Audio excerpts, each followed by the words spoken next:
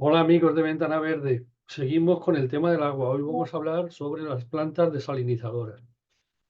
Bueno, pues todo este tema de las plantas desalinizadoras, yo ayer comentaba en otro vídeo sobre las inundaciones, sobre el plan hidrológico, que yo creo que las dos cosas que más me llamaron la atención en el tema relacionado con el medio ambiente y que eran unas medidas que para mí fueron sorprendentes, ¿no? Porque parecía que iban un poco en contra de lo que se estaba haciendo a nivel mundial, ¿no?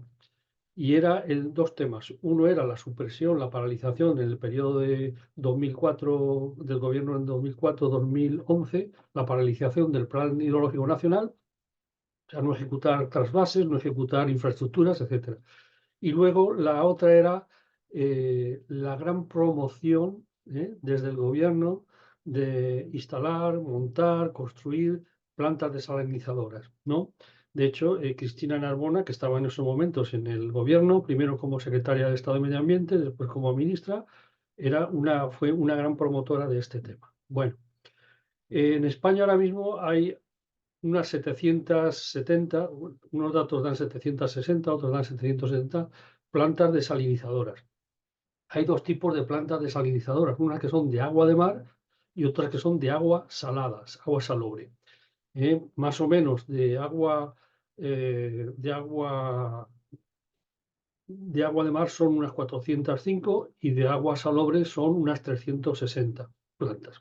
Bueno, de estas plantas podríamos decir que la primera planta que se montó en España se montó en Lanzarote, en la isla de Lanzarote, en Canarias, hace aproximadamente, bueno, aproximadamente no, en el año 1964, hace 50 años, ¿eh? O sea, hace 50 años que ya existía una planta desalinizadora en España. Lo que sí que ha cambiado en toda la tecnología es que entonces esa planta funcionaba tenía unas necesidades energéticas de 50 kilovatios hora. Ahora ya la mayoría de las plantas funcionan con 3 kilovatios hora para producir grandes cantidades de agua y de hecho ya se está trabajando para rebajar esa cantidad energética, esa necesidad energética a 1,5 kilovatios por hora. Bueno, decir por ejemplo cuál es la planta eh, desalinizadora que más agua produce en España, pues es la del Prat de Llobregat, que genera unos 200.000 metros cúbicos y la que más capacidad tiene ahora mismo es la de Torrevieja de Alicante, que tiene una capacidad para poder producir 240.000 metros cúbicos día y con posibilidades de ampliar hasta 360.000. ¿eh? Bien. Bueno, cosas curiosas, por ejemplo, decir, bueno, si en España hay 760, 770 plantas desalinizadoras, ¿cuántas plantas tendrá, por ejemplo, Israel? ¿No? Pues Israel tiene 5 plantas desalinizadoras. O sea, un país que es un desierto tiene 5 plantas desalinizadoras. Tiene poca población y normalmente la desalinización supone el 65% del suministro de agua doméstica, porque el agua normalmente viene del norte, desde donde se genera un gran colector de agua, agua a presión, agua que va entubada desde el norte hasta el sur, recorre todo el país y de ahí se van conectando los distintos usos para las ciudades, para la agricultura, con sus correspectivos contadores. No hay agua que vaya en superficie y que se evapore. Todo va a agua a presión por gravedad, porque va desde las montañas hasta las partes más bajas y va por presión natural. Bueno, esto es una cosa curiosa, ¿no? A tener en cuenta, ¿no? ¿Qué es lo que pasa? ¿Cuál es el problema que tienen las desalinizadoras?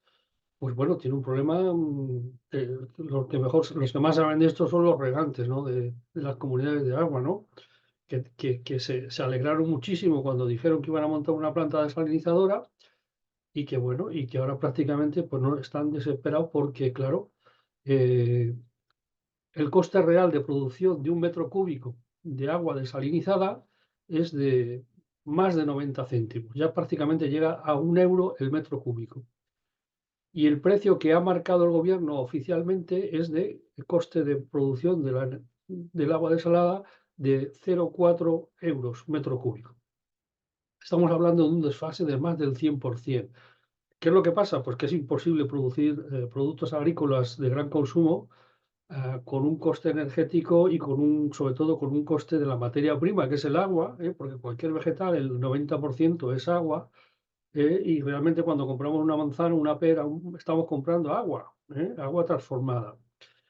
Y bueno, y eso es el gran fracaso. ¿Por qué digo que es un fracaso? Pues porque yo he estado buscando información, leyendo noticias de periódicos, leyendo estudios, y realmente se estima que ahora mismo las plantas desalinizadoras en España están a un nivel de funcionamiento del 16% de su capacidad, del 16% de su capacidad. Inversiones millonarias.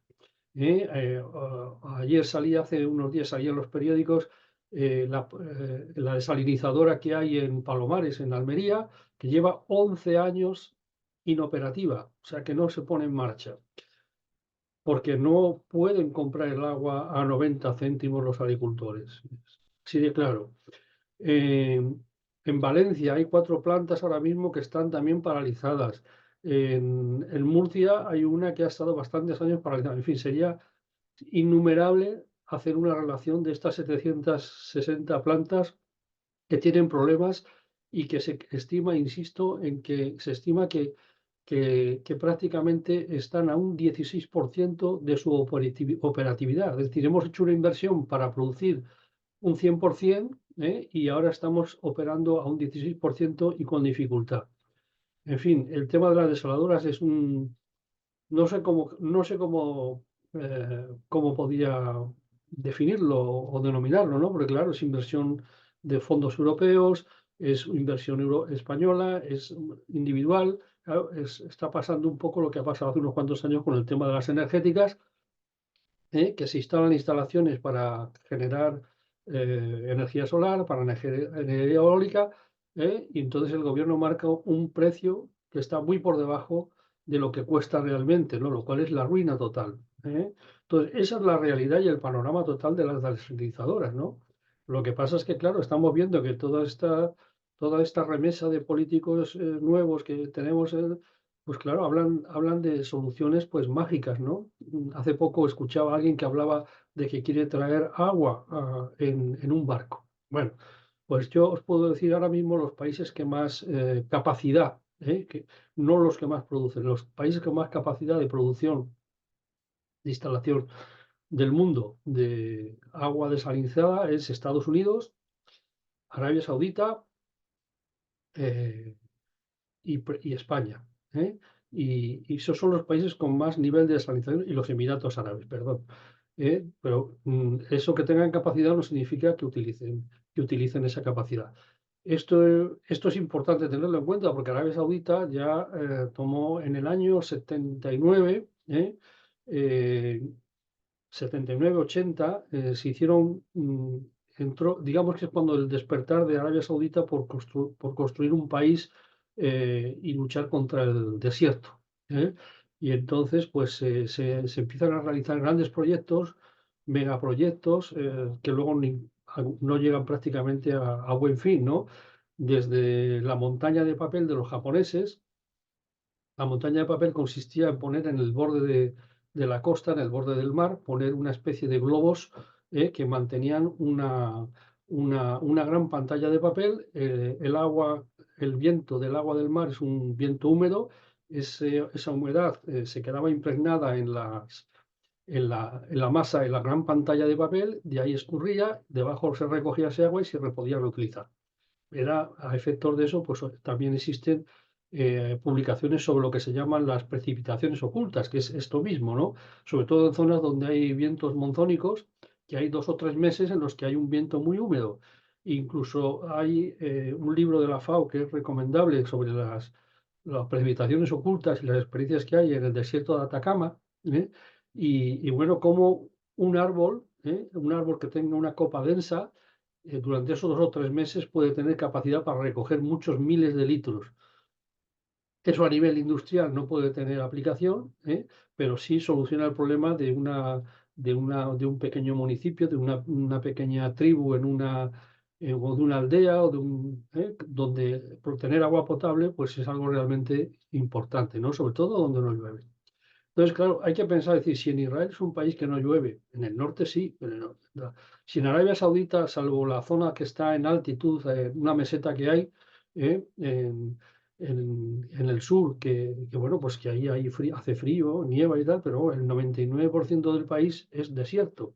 Entonces, en un país con desierto, tomaron la opción, después hicieron más cosas también, y hubo más proyectos. Y esto os lo cuento no porque lo he visto yo en internet, ni porque me lo han contado, sino porque yo en el 79 y el 80 estaba viviendo en Arabia Saudita y estaba moviéndome por todo el país. Eh, Otro gran proyecto fue traer icebergs, no sé si era, creo que era del polo norte. Bueno, claro, cuando llegó el barco tirando del iceberg, pues esto es como si las películas de dibujos animados, llegó con la cuerda, ¿no? Pero no, el iceberg se había derretido. Hubo muchas cosas de este tipo, ¿no? Pero entonces la opción que se tomó más factible fue, y la que le vendieron también, porque hay que tener en cuenta la potencia económica de Arabia Saudita, y vendieron por la última tecnología en desalinización. Hoy pues se puede decir que prácticamente el suministro de agua de las ciudades está basada en la desalinización de agua de mar. Lo cual no significa que no haya agua en Arabia Saudita, en el subsuelo. Yo os puedo decir que la primera perforación que hicimos en Arabia Saudita para sacar agua para regar zonas verdes, el agua a 600 metros de profundidad salía petróleo, y a 1200 salía agua. Costaba el doble sacar un litro de agua en superficie que un litro de petróleo. Bueno, entonces esta es una de las razones importantes por lo cual se separó el tema del petróleo del tema del agua y por eso se montó una infraestructura de desalinización. Yo creo que en España hay ejemplos muy positivos, muy positivos. En Canarias en Las Palmas de Gran Canaria hay 200, creo que son, no sé si son 221 o 241 instalaciones de plantas desalinizadoras más pequeñas. Y en Tenerife también hay otras 40 y creo que ya están cerca de las 60 en las que están programadas de construir. Y bueno, en una isla pues está totalmente justificado, pero en un país donde hay ríos, claro, esa fue una de las razones por las que los Emiratos Árabes y Arabia Saudita tomaron la decisión de decantarse por la desalinización, ¿no? Porque son países donde no hay ríos, y en Israel pasa lo mismo, no hay ríos. Hay un gran lago en el norte del país que sí que está suministrando gran parte del 30 al 40% del agua potable, pero han tomado la opción de desalinización pensando en que si un día hay un problema, digamos, con el lago Tiberíades y con la frontera de Siria, etcétera, etcétera, por tema estratégico tienen que tener capacidad para generar agua si se cortara el agua desde el norte. Entonces, desalinización, pues claro que sí, pero siempre a unos precios razonables, porque claro, no puede ser que se monte una infraestructura que luego no es operativa y se ha hecho la inversión y se ha gastado el dinero. Entonces, esta es la realidad sobre la desalinización. Entonces, claro, yo le pediría a toda esta gente, a todos estos señores que están hablando de la desalinización, que por favor que se informen de todas estas cosas, porque es que, claro, los técnicos se nos ponen los pelos del punta, hasta los calvos se nos ponen los pocos pelos de punta que tenemos. Pues nada más, era una noticia más relacionada con el agua que creo que es un tema muy importante para España y que tiene que resolverlo ya, porque es impensable que esto podamos seguir con este tema, porque hay un gobierno que en ese periodo del 2004-2011, decidió que se paralizara el Plan Hidrológico Nacional que había, que podía ser mejorable, por supuesto, seguro, pero que ponía en marcha el país y, por otra parte, irse hacia una tecnología que está justificada para casos muy especiales. Pues hasta pronto, nada más. Gracias.